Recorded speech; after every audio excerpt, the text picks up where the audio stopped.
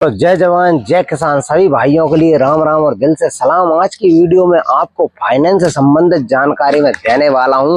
जैसे कि हमारे किसान भाई मेरे वीडियोस बहुत देखते हैं, तो कई लोगों के माइंड में कंफ्यूजन रहता है कि हमें जब ट्रैक्टर फाइनेंस कराना होता है तो कौन कौन से कागज की जरूरत पड़ती है और ट्रैक्टर खरीदने से पहले किन किन बातों का आपको ध्यान रखना चाहिए, वो सब चीज इस वीडियो के अंदर मैं आज आपको बताने वाला हूँ। तो दोस्तों अंत तक मेरे साथ इस वीडियो में बने रहिएगा। ये वीडियो पूरा देख लोगे तो उसके बाद आपको किसी से भैया जी कहने की जरूरत नहीं पड़ेगी, ठीक है ना, क्योंकि सारी जानकारी मैं ही बता दूंगा। कौन कौन से पेपर चेक करना है, क्या क्या चीज चेक करना है, फाइनेंस कराने के लिए कौन कौन सा कागज होना चाहिए। तो सबसे पहले मैं बात कर लेता हूँ फाइनेंस की। इसमें क्या मैं ब्याज वगैरह की भी जानकारी दूंगा। आप कोई भी ट्रैक्टर अगर फाइनेंस करा रहे हो तो आपको लगेगा उसमें आधार कार्ड नंबर 1 लिखते रहना भाई साहब। आधार कार्ड, पैन कार्ड, बैंक की किताब, पासपोर्ट साइज के फोटो और सबसे मेन चीज जो होती है वो होती है खेत की किताब। आपके पास कम से कम 5 बीघा खेत की किताब होना चाहिए, जिससे कि आपकी आसानी से जो है वो ट्रैक्टर फाइनेंस हो जाएगा। और खेत की किताब भी किसकी होना चाहिए वो भी बता देता हूँ। जैसे कि आप पुत्र हो, आपके पिताजी के नाम पे है खेत और उनके नाम पे किताब है, तो आपके पिताजी के नाम पे फाइनेंस तो हो जाएगा या आपके भी हो जाएगा, लेकिन उनकी किताब लग जाएगी। वो नाम कागज में तो होगा ही आपका। लेकिन एक चीज ध्यान रखना, पिताजी की उम्र 60 के नीचे होना चाहिए। ज्यादा उम्र जो होती है ना 60 साल से ऊपर, उनके लिए जो है वो फाइनेंस नहीं करती है बैंक। तो इस चीज का आप ध्यान रखना। तो जब भी आपको फाइनेंस करवाना हो, जे कागज आपके लगेंगे, जे पूरी प्रक्रिया है मैंने आपको बता दिया, ठीक है। आपका ट्रैक्टर जो भी आप वाहन करवाना चाहते हैं फाइनेंस हो जाएगा। सबसे बड़ी चीज सिविल आपकी बहुत अच्छी होना चाहिए, मतलब सही होना चाहिए कम से कम। आजकल क्या होता है, लोग ऑनलाइन लोन ले लेते हैं, मोबाइल खरीद लेने, किस्त भरते नहीं, उनको लगता है कुछ नहीं होगा। भाई साहब एक बार तुम किसी कंपनी के पैसे खा जाओ, पूरे जीवन तक आप कुछ नहीं ले पाओगे। आपका हमेशा उसमें नाम आ जाएगा। मान लो कि नाम कटाई जाओ लोन वाली में से लिस्ट में तुम रहो, तो सिविल वगैरह ठीक हो, बैंक की किताब, आधार कार्ड, फोटो कॉपी, ठीक है, खेत की किताब, जी अगर आपके पास सामान है तो आप बड़ी आसानी से जो है आपका ट्रैक्टर का लोन करा सकते हैं। अब मैं करता हूँ ब्याज की बात।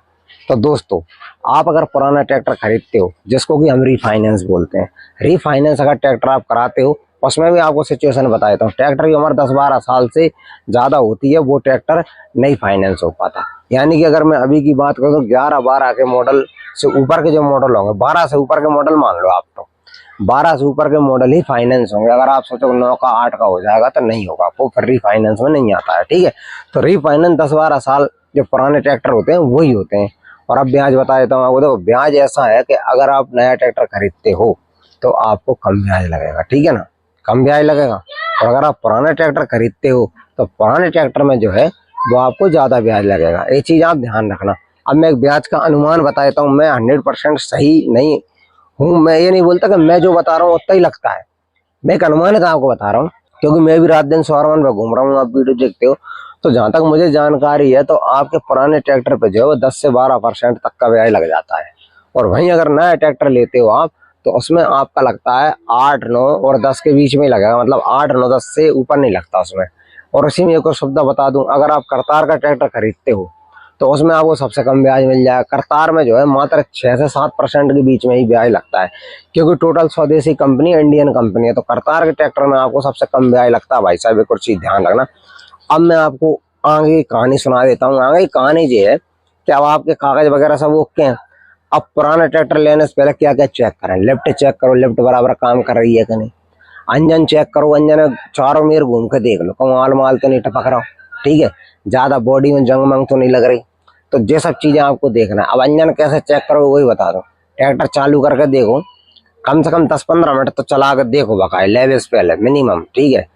और वहाँ धुआं चेक करो। अगर धुआं सफाई कारो फेंक रहा हो, बिल्कुल कारो निशंक, तो समझ लो इंजन में कहीं मिस्टेक है। या फिर नीला धुआं आ रहा है तब भी समझ लो आपका इंजन में मिस्टेक है। अगर नॉर्मल धुआं फेंक रहा है जैसे सफेद सा कलर का जो होता है तो समझ लो इंजन आपका ठीक ठाक है। तो लेफ्ट हो गई, स्ट्रेंग हो गई, ब्रेक, मेन चीज ब्रेक हो गए, ठीक है। गियर वगैरह देख ला, गियर एकदम स्मूथ काम कर रहा है कि नहीं कर रहा है, स्ट्रेंग जो है वो अच्छे से घूम रही है कि नहीं घूम रही। तो ये सब चीजें आपको उसमें चेक करना चाहिए खरीदने से पहले, ठीक है। तो ये पूरी प्रक्रिया। अब आगे की लोन की प्रक्रिया बताता हूँ आपको। लोन में क्या होता है कि भैया पहले कागज चेक करो, कहीं ऐसा नहीं ट्रैक्टर की पहले से किस्तें चल रही हैं। आरसी चेक करो, आरसी में कब का मॉडल है, किसके नाम पे, वो सब चीजें आपको मिलेंगी। ये सब चीजें चेक कर लो। आरसी कागज वगैरह जो भी उसके होते हैं पूरे डॉक्यूमेंट चेक कर लो आप, बराबर है क्या नहीं है। उसके बाद किस्त की बात आता था। आजकल बहुत फ्रॉडबाजी चल रही है मार्केट के अंदर। कई फाइनेंसर क्या होते हैं, बता देंगे आपको 70,000 किस्त आएगी, पता लगा उसके बाद 80 की आ रही है, समझ रहे। तो आप जब भी किस्त की बात करो तो एक पेपर ले लो, पेन ले लो, पूरी जानकारी उस पर लिख लो, उससे लिखवा लो, दस्तखत करवा लो, भैया हमारी इतने इतने किस्त आएगी। उसके बाद क्या वो आपके साथ फ्रॉडबाजी नहीं कर सकता। अगर ऐसा करेगा तो आप उस पर लीगल एक्शन ले सकते हो, ठीक है। तो इस प्रकार से जो है जब भी आप ट्रैक्टर खरीदो तो इन बातों का आप जरूर ध्यान रखिएगा दोस्तों, कि मैं नहीं चाहता कि आप परेशान हो। ये वीडियो बनाने का मेरा बस यही मकसद था। बाकी और कहीं जानकारी में कमी रह गई हो या फिर कहीं थोड़ा इधर उधर हो गया हो तो मुझे आप कमेंट जरूर करिएगा। और अगर कुछ और जानकारी चाहिए तब भी आप मुझे कमेंट करिएगा। आप जो भी सवाल मुझसे करेंगे उस सवाल का जवाब आपको वीडियो के माध्यम से मिल जाएगा मित्रों। तो आज की वीडियो को यहीं समाप्त करता हूँ, फिर मिलूंगा किसी अन्य वीडियो में। जब तक के लिए हमारे चैनल को सब्सक्राइब करें, लाइक करें, कमेंट करें और वीडियो को शेयर जरूर कर दीजिएगा, जिससे कि आपके भाई लोग परेशान ना हो। थैंक यू, धन्यवाद।